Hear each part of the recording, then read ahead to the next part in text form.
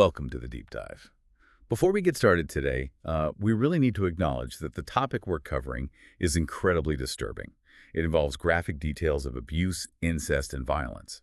So, listener discretion is strongly advised. We often talk about the parent-child bond as, maybe the most fundamental relationship there is. It's supposed to be about safety, trust, love, unconditional. Absolutely, it's foundational. But sometimes that bond gets twisted, corrupted in ways that are almost, unimaginable. And that's what we're diving into today. A case where that line wasn't just blurred, it was horrifically erased. We're talking about grooming, about control, and ultimately about murder. Yes, today we're examining the truly harrowing story of Stephen and Katie Pladl. And let's be clear, our goal isn't sensationalism, it's the opposite. Right. We want to really dissect the mechanics of this kind of long-term abuse, the psychological manipulation involved. Understand how it works, how it could happen. Exactly. We need to look at the vulnerabilities that were exploited, the betrayals of trust, and importantly, the points where the system might have failed. Where were the missed opportunities? Because this isn't just about one family. It's about the trauma that ripples outwards, generationally even. And it highlights this urgent need for awareness, for recognizing the signs, Yeah. for protecting people. It's a difficult story, no question. But there are vital, if grim, lessons here about control, about abuse, and what happens when warning signs aren't heeded. Okay, so let's start at the beginning. To really grasp this, we need to understand Stephen Pladl himself. Right. Stephen Pladl, born in 1975. And his early life, it gives us some pretty disturbing clues about the path he was on. Patterns were there early. Yeah, looking back at accounts from people who knew him then, classmates, even some family members mentioned this, he was described as a loner. Always. Mm-hmm. Very quiet, but not just shy. More isolated, stood apart. Apparently he was bullied quite a bit. Yeah, there was that detail about the hockey jersey, wasn't there? Wearing the same one every single day. Right, and comments about poor personal hygiene, small details maybe, but they paint a picture of someone really struggling. Yeah. Struggling to connect, maybe struggling with self-care, often signs of deeper issues. That isolation is key, I think. It wasn't just being introverted. It hints at a real difficulty with social interaction, a kind of detachment. And that detachment, you see it later in really chilling ways. And even back then as a kid, he apparently had this explosive temper. Not just normal kid stuff. No, exactly. People described real difficulty controlling aggression. Big, unpredictable outbursts that genuinely worried people around him. It wasn't just moodiness. It was like a lack of regulation, Yeah. escalating into frightening episodes. Which hinted at something more pathological brewing, perhaps. And then there's the obsession with firearms. That started pretty early, too, right? He built up quite a collection over the years. Yes, and that fascination with guns becomes tragically, horribly relevant later on. It's part of that theme of control, potential for violence. And his home life, as he got older, the pattern continued. It was just consistently awful for anyone involved with him. His relationships, especially with partners, were marked by just severe abuse. Verbal, emotional, mental. Constant yelling, unpredictable rage, breaking things in the house, even with young children present. It sounds like living in constant fear. Absolutely, just walking on eggshells. And the cruelty wasn't just directed at people. The animal abuse it's hard to even talk about. It's sickening. Nearly beating one cat to death and then actually beating another one to death with tools in his hand. And then just throwing the body in the trash. It shows such a profound lack of empathy, a capacity for calculated violence against the defenseless. It's a huge red flag. A massive one. And that isolation we talked about earlier just continued. He mostly had online friends, apparently. Which allows for more control, right? Yeah. Presenting a certain image. Yeah. And he'd go long stretches without talking to his own family.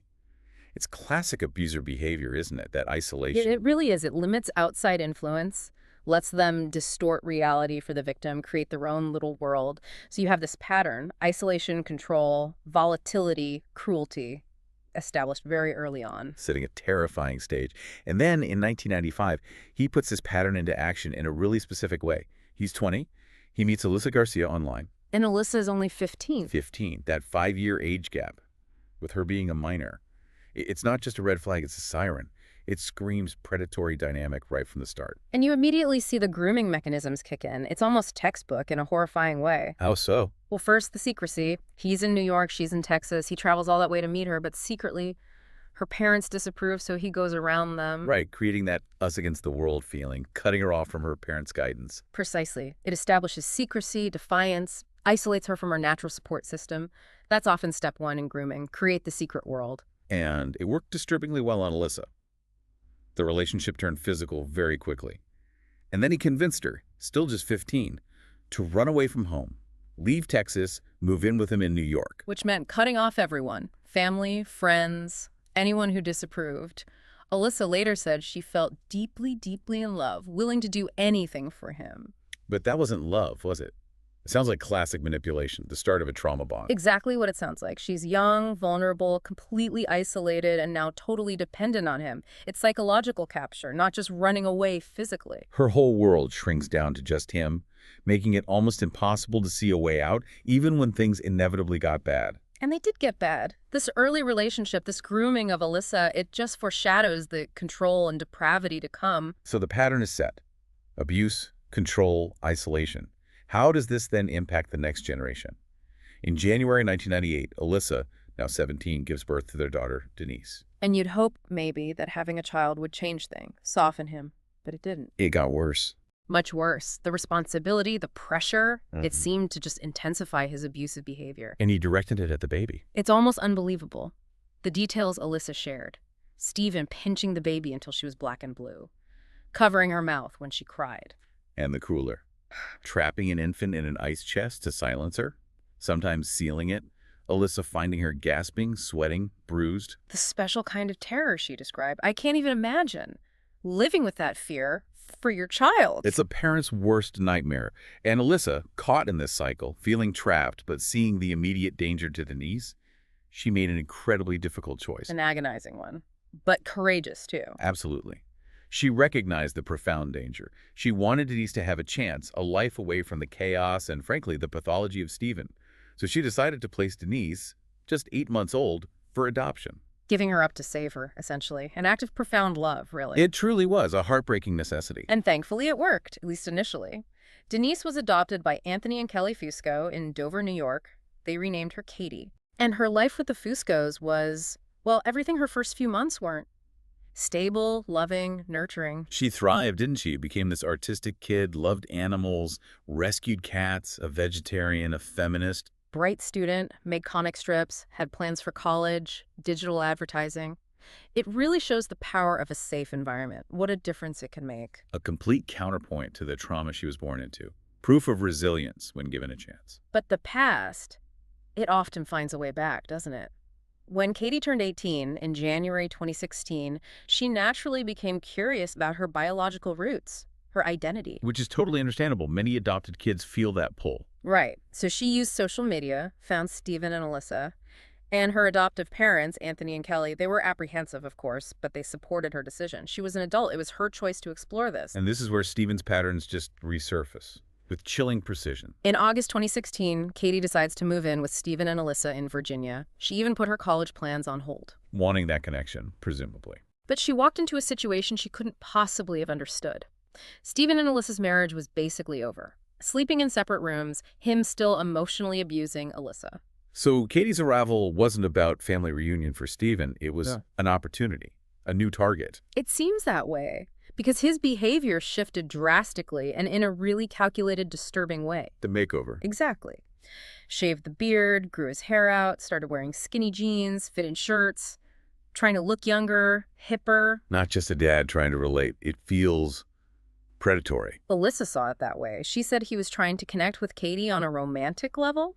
It set off huge alarms for her. And then the sleeping arrangements. Yeah. Him sleeping on the floor in Katie's room, claiming he was making up for lost time. Classic grooming tactic. Blurring boundaries, creating inappropriate intimacy under the guise of affection. Love bombing, almost. So Alyssa confronts him. She does. She sees the pattern repeating, tries to intervene. And his reaction? Rage.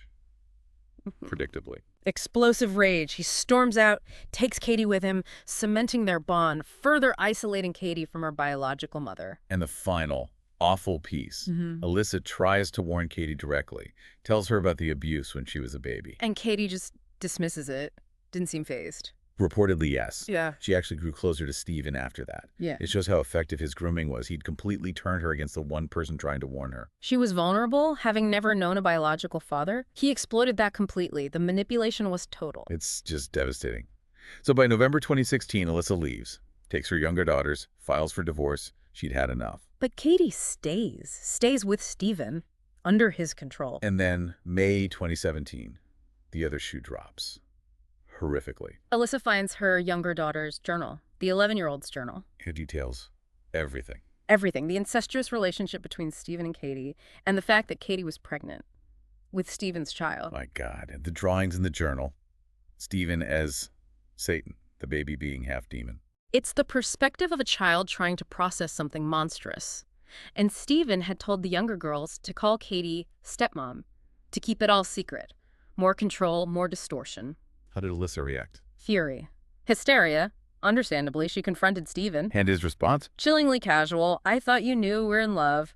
Just completely detached from reality, from morality. So Alyssa goes to the police. May 31st, 2017, reports everything. Yes. An investigation starts. Stephen, Katie, the younger girls are interviewed. Okay, so now the system steps in, right? Well, this is where it gets deeply concerning. Despite the report, the interviews, the clear allegations of incest involving a minor who became pregnant, no arrests were made. Wait, what? They were allowed to just keep living together? Yes. At that point, no arrests. They were permitted to continue living together. It's a critical failure. A massive missed opportunity with devastating consequences down the line. That's unbelievable. Just inexplicable. And because nothing stopped them, they escalated things. July 20, 2017, Stephen, 42, and Katie, 20, get married. How is that even legal? They went to Maryland. And they lied on the application, said they weren't related. So deliberate deception. And who attended this wedding? This is also disturbing. Stephen's mother, Grace, was there. Incredibly. Katie's adoptive parents, Anthony and Kelly Fusco. Her adoptive parents, smiling in photos with them. There are photos, yes. Their reasoning apparently was feeling powerless. Katie was an adult. They felt they couldn't stop her, so they chose to offer support. It highlights this awful dilemma, right? Autonomy versus protection when someone seems brainwashed. A terrible position for them to be in. And Katie was pregnant at the wedding. Visibly pregnant, yes. And just over a month later, September 1st, 2017, their son, Bennett, was born. A child conceived through incest. The tragedy just deepens and deepens. So the legal system finally catches up after the baby is born. Yes, but belatedly. January 2018, Stephen and Katie are finally arrested. Incest, adultery, contributing to delinquency, extradited to Virginia. DNA tests confirm the relationship, obviously. Unequivocally.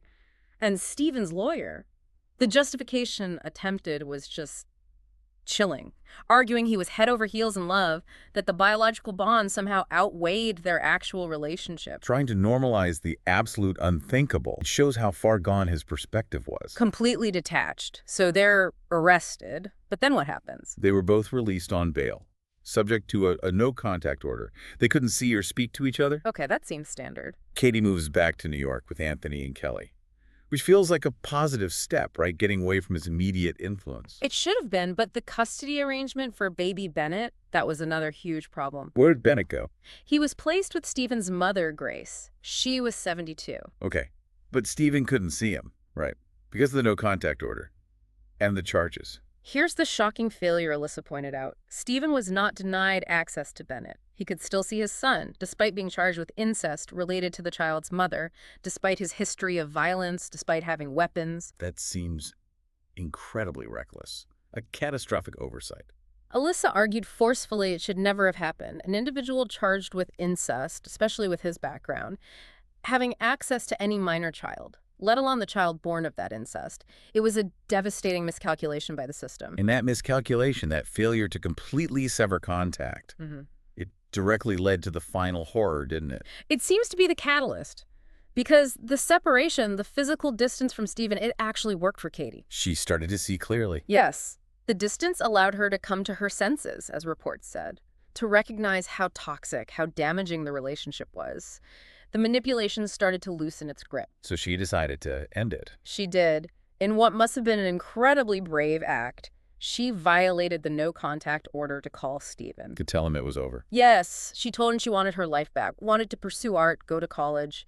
and she wanted to raise Bennett in a healthy environment, away from him, a complete rejection of the world he built around her. And Stephen, Yeah. how did he react? He reportedly saw Katie and Bennett as all he had. This rejection, this loss of control, it triggered everything. All that documented anger, that rage, it just exploded. He spiraled. Completely into a murderous rage. And the consequences were immediate and irreversible. What happened next is just pure horror. Wednesday, April 11th, 2018. Still consumed by that rage after Katie's call, Stephen goes to his mother's house. To get Bennett. Yes.